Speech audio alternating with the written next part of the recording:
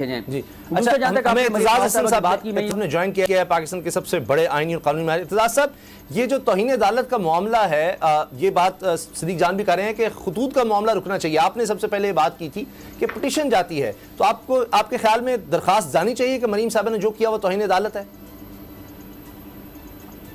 ये जजेस को फैसला करने दें।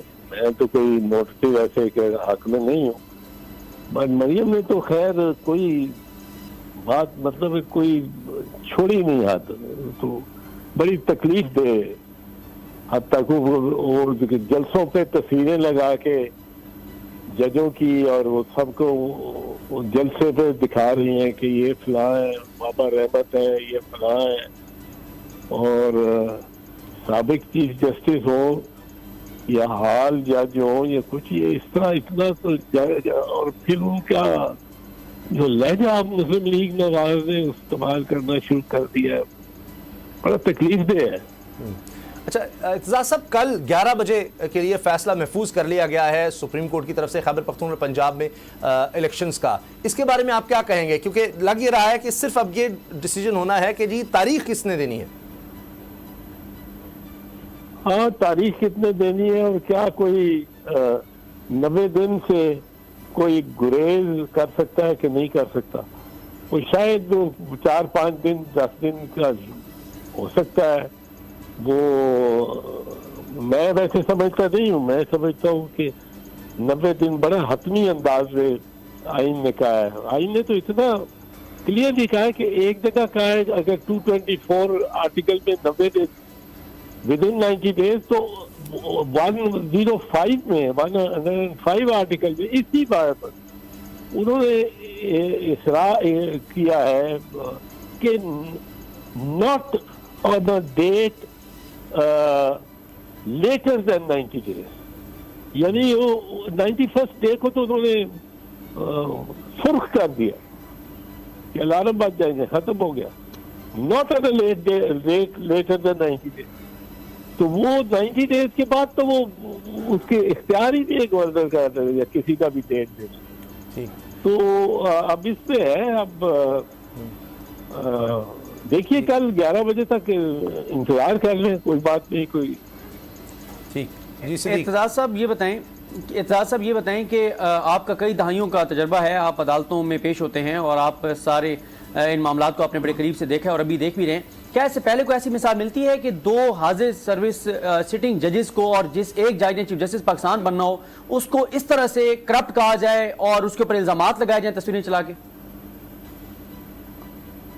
मिसाल तो नहीं मिलती, कोई ऐसा ज़हन में नहीं आता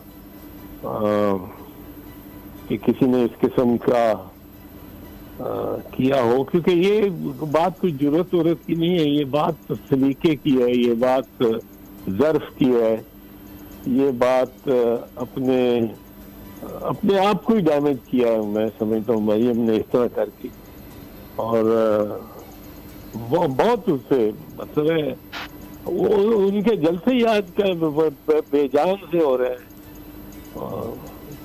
डेड फिश क्राउड जिनको कहते हैं, डेड फिश क्राउड, और बंदे भी कोई नहीं खास, सारे एक पैन ऑफ द कैमरा में आ जाते हैं। तो आई थिंक